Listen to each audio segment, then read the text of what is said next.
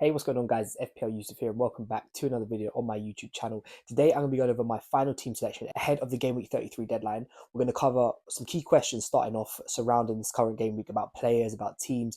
We'll take a look at some in-depth stats and clean sheets and some goal scoring odds as well, provided to us by Rob T FPL. I'll show you guys what my current thinking is around captaincy choices, around my current transfers that I'm looking to bring in, and I'll also show you what my team is looking like for this deadline as well. So I do hope you guys enjoy this video. If you do, please don't forget to drop a thumbs up and subscribe down below. But without further ado, let's just jump straight into it.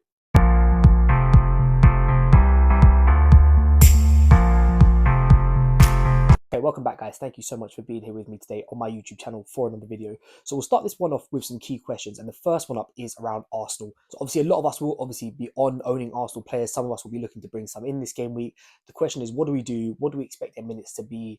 Do we make them captaincy? There's a lot of different questions around it. So with Arsenal players in general, I do think that all of them will get minutes, and I think all of them will also miss out on some minutes as well.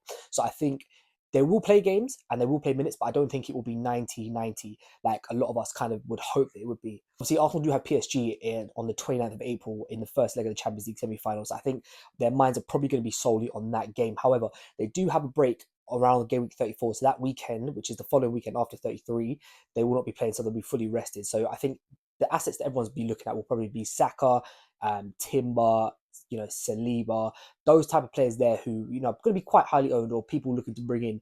I think if I'm talking from an Arsenal fan's point of view, I think Saliba, Kyrgios, and Raya are probably your safest bets. So if you've got any of them, maybe you're looking to bring in an Arsenal defender, I would definitely go with one of them. I think their minutes are probably the most safe out of everyone.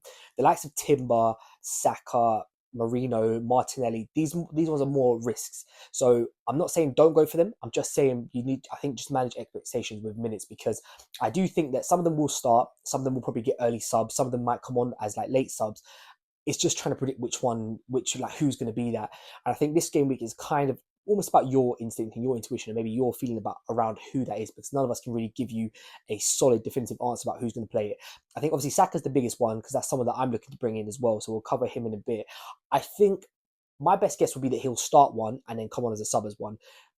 It wouldn't surprise me if he started both. It wouldn't surprise me if he come on as a sub as both, to be honest with you. So I think if you do move for Arsenal players, you just dampen expectations a little bit and just realize that, this is a kind of a little bit of a freakish game week. So don't beat yourself up too much if you don't see the player that you've got in the starting 11. They can definitely come off the bench, and obviously Arsenal predicted goal wise is quite high, which we'll cover later on in the video. So yeah, I think just the overall consensus with Arsenal is just kind of manage expectations a little bit and just go with kind of what your gut instinct says on this one. Another team who has this dilemma is Aston Villa. Now, a lot of us, again, might have Aston Villa assets, whether it be Ollie Watkins, Marcus Rashford. Some of us might have defenders in Konsa, in Digne, and, it depends on kind of how your team has been set up from then till now. Obviously, Aston Villa are in a very similar situation. They're not in the Champions League, but they do have an FA Cup semi-final on the horizon, which is in game week 34. So they're going to be thinking about that as well. Obviously, again, that for them means that they're going to be playing 3 games in the space of a week. So I don't really think that there's anyone that you can sort of guarantee from Aston Villa, unless it's like maybe a Concert, a Martinez, that is going to get you the guaranteed 90-90. So I think, again, it's the same as Arsenal. If you've got Rashford, if you've got Asensio, if you've got Watkins, if you've got Rodgers, Morgan Rodgers might be the safest bet because he just seems to play through no matter what's going on. But even him, I think 3 games in the space of a week, it's a big ask. So I think same as Arsenal, just manage your expectations. Go with someone who you think is going to be, either multiple positions. Someone like Marcus Rashford, for example, has got multiple positions he can cover and can play. So he does maybe push himself into a better option than maybe others. He obviously has, Emery's come out and said that he's on penalties as well, which is another route to point for him. So yeah, I think just dampen expectations for now, but just kind of go with the players that maybe you think have got the best chance of playing. And the final question is around Kevin De Bruyne. And now, for those of you who are looking to bring him in, first, I just want to give you my opinion on it. I would personally stay away. Man City have got a double this week as well. Now, I know it looks enticing because, we all love double players, but remember, they have also got an FA Cup semi-final. So that's 3 games in the space of a week. Now, there is no way Kevin De Bruyne is going to play all of them. If I had to pick one of them, he's definitely going to play. I would imagine they'd save him for the FA Cup semi-final, which means if he is going to play, it's probably more than likely going to just be in one of the games. Now, again, a theoretical scenario could be he plays one in the Premier League, comes off the bench as one in the Premier League as a sub. You could see him being subbed on in both games. You could see him being subbed off in both games.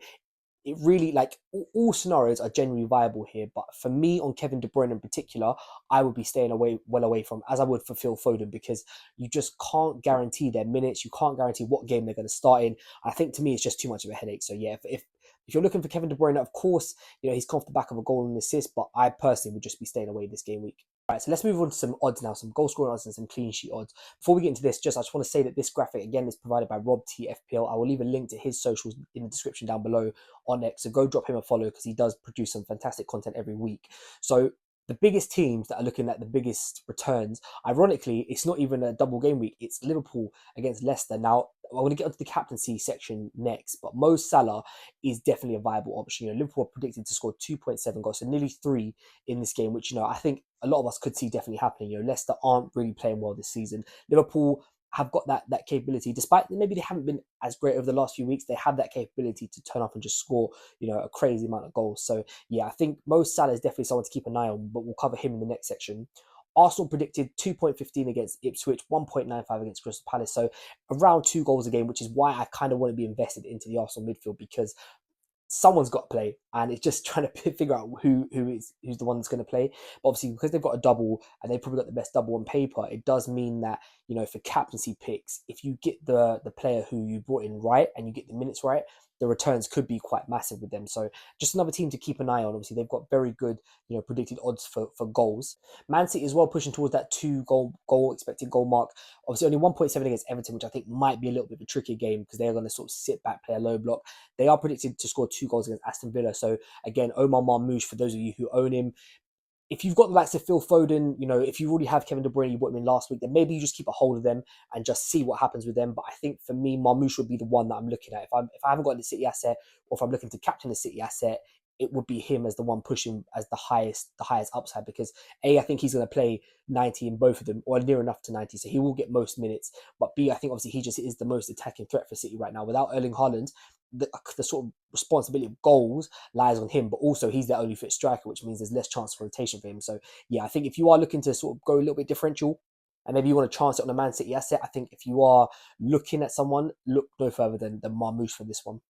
And again, on clean sheet odds, it's Arsenal, it's Liverpool, number 1, number 2 in the Premier League. Arsenal 44% in both games, Liverpool 46%. So those of you who have maybe Van Dijk, I bought in Conor Bradley last week. I heard Trent is looking like he could be back, so this might be Bradley's last game in his team for me. But obviously, percentage-wise for clean sheets, they're looking quite good. Arsenal always, no matter what game they're playing, are going to look good. It's just trying to figure out which Arsenal players are going to play. I currently own Timber. I'm just going to keep him in there. But I think if you're looking to bring an Arsenal defender in this week, I think David Ray is a fantastic shout. I think Saliba, I think Kiwior. My only thing about Arsenal is I just want to put this on out there. I wouldn't get too invested in them, because from game week 35, they do actually have a difficult run until the last game week of the season where they play Southampton. So just bear that in mind if you are looking to sort of stack up on Arsenal players. Obviously, they've got the Champions League games against PSG, so we may see rotation in the league. So just take that one with a pinch of salt. But yeah, that is the overall clean sheet odds and goal scoring odds for all the teams in the Premier League.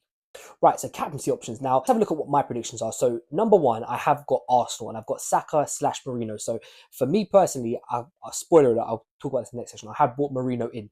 Now, I think he will continue to play striker. I do think he'll just stay up front. And Arsenal, like I said in the previous section, have got very high expected goal odds. So, I do think that goals will come. Now, he's obviously slashed with Saka because obviously, if Bukayo Saka does play, he's going to be Arsenal's biggest threat. I just think for minute-wise, Marino might be a little bit more secured. And I just think over the 2 legs that Arsenal have, the 2 fixtures they've got the best double this game week. They're predicted to score goals in both of them, which is why I put them as my number 1. But there's also a pinch of salt with this, is that their minutes may be managed. So just do bear that in mind. Now, second, I've gone for Omar Marmoush, and third, I've gone for Mo Salah. Now, this definitely could be swapped around. I've gone for Marmoush solely because of the double. I think it's fair to say we all just love putting a captaincy on a doubler, because you just get that second roll of the dice just to have a good game week. I do think he can score goals. We saw in the previous section that Man City obviously predicted to score, a decent amount of goals. And like I said, I think Marmoush, as the main striker, will definitely have his minutes secured. The attacking onus is going to be on him to score the goals, which obviously, for your captain, you want that. Is he on penalties? I don't know. I think if De Bruyne is on the pitch, he'll probably end up taking them. But if De Bruyne is not on the pitch, then I do think that there's quite a high chance that Marmoush could have them as well. So just another sort of caveat to maybe why you'd want to captain him. And finally, I've gone for Mo Salah at number 3. Obviously, only the single game week against Leicester. To be honest with you, he definitely could be number 1. If Arsenal players, you know, we're predicting one start, one rotation. They're probably looking around 110, 120 minutes, whereas Salah for 90 against Leicester, you could see him scoring goals. Obviously, he's got his own records that he's trying to chase as well, so that puts an extra emphasis on him doing well. But I just think I would always prefer to captain someone in the doubles, especially, you know, with the fixtures that Arsenal have in particular. Man City's fixtures are okay, but I just think Salah is the only reason why he's in third is just because the other two have the obviously the double coming up, and I just prefer to put my captaincy on someone who's playing two fixtures rather than one. Okay, so this is what my team is currently looking like for game week 33. Now we have made one transfer already, which I don't know if you guys can see on screen, but we're going to cover him. We're going to cover him when we get into the midfield. So we'll start off in the defense first. Nick Pope in goal. Had a fantastic week last week, obviously saving a penalty in the Crystal Palace game, which brought his total up massively. Aston Villa will be a tricky game. I do wonder whether or not they'll be rotated. There may be some rotation which might work in Nick Pope's favour, but I'm not really expecting a massive amount from him today. He was more someone that had a double last week, and I'm happy just to own him for the next few weeks after. So he's fine where he is. The back line, Connor Bradley, could potentially be his last game. Obviously, we're hearing that Trent might be back, but I do think Bradley will start this Leicester game, which for me was the most important thing because, you know, we could see big returns. You know, we've seen Trent in previous seasons get, you know, 24 points against Leicester. And I just think that, you know, with the way they're defending, the way Liverpool can attack, I think there's quite high upside. And plus, he's very good for bonus as well. So he's definitely fine there. 8-0 against Man United. For those of you who haven't seen Man United's game yesterday, it was a whirlwind game. They beat Lyon 5-4 in the Europa League. So once again, with Man United, just defensively not solid. And I just think 8-0 coming off the back of a goal and assist, he has that in his locker. I'm not saying that I expect that again, but I think Wolves are playing quite well. And obviously, when Wolves are playing well, he plays well. When he plays well, usually attacking returns do come. So he's more than happy. I'm more than happy to have him playing there. Timber is probably my most uncertain defender. I just don't see a benefit in taking a minus to move him to a Saliba. Even though I do think Saliba's probably got more minutes in him, I do think Ben White will play some. I'm just going to keep Timber in there and just see what happens with him. I'm never a big advocate of moving one player to another player on the same team in the same position for a minus. It just doesn't sit well with me. So I'm just going to keep Timber there, and that sort of finishes up our defense and goalkeeper. So on the Arsenal theme, my first new transfer in is Mikel Merino, who actually currently is on my captaincy armband. Now, it's a big differential. He's currently only 3.8% owned. I have a good feeling, and you know, this time of the season we're trying to finish as high as possible in rank. So I'm a little bit more open to taking risks. I mean, don't get me wrong. If I feel like a differential captaincy is going to work, I'll do it regardless if it's game week 1 or game week 38. But I just think that Arsenal double game week, Marino's, you know, usually quite solid, and he's been playing really well up front for Arsenal at the moment. So I'm happy just to maybe take a little bit of a gamble on him and just go with that. The other three midfielders, Murphy, Salah, and Mbeumo. Them three, you know, obviously all playing really well for their club. And Mbeumo maybe not as much as the other two, but he's on penalties as well, so that just obviously does put him in good standing. There is a potential that I do make one more transfer before the deadline, and that is a -4 moving Morgan Gibbs-White out for Bukayo Saka, which if I do make that move, then Jacob Murphy will be the one to be benched, but I'm not sure 100%, like I said on minutes, I'm not sure if it's worth a minus, so I'm going to sort of make that decision quite later on, but this is currently what my midfield is looking like. And onto the forward line, it is the same as always. Isak, Marmoush and Mateta. Now, Mateta is my biggest worry because both the games in the last double game week, he only played 45 minutes. He keeps getting these early subs. It's just, I don't understand why. You know, if you're chasing a game, I don't know why you'd be taking your best striker off. It doesn't really make too much sense to me, but he's going to stay there. Obviously, they've got a double. I don't really see the point in taking him out now, but I think from this game week onwards, he probably will be coming out my team. So this will probably be his last stand. So hopefully, fingers crossed, he can go out on a high.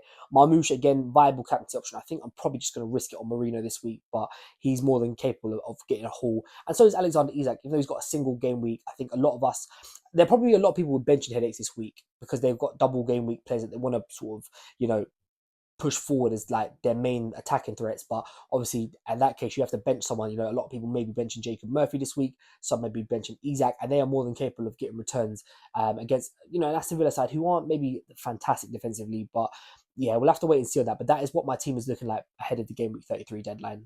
Okay, thank you guys so much for watching this video. If you have enjoyed it, please don't forget to drop a thumbs up and subscribe down below. Not long to go now until we start the game week 33 deadlines. If you guys have got any questions, feel free to drop it in the comments down below, or, you know, shout me over on X. I'll leave a link to that in the description, as well as Rob TFP. I'll leave his link down there as well. But as always, thank you all so much for watching this video. I hope you have enjoyed it. If you do, please don't forget to drop a thumbs up and subscribe down below, and I'll catch you guys next time.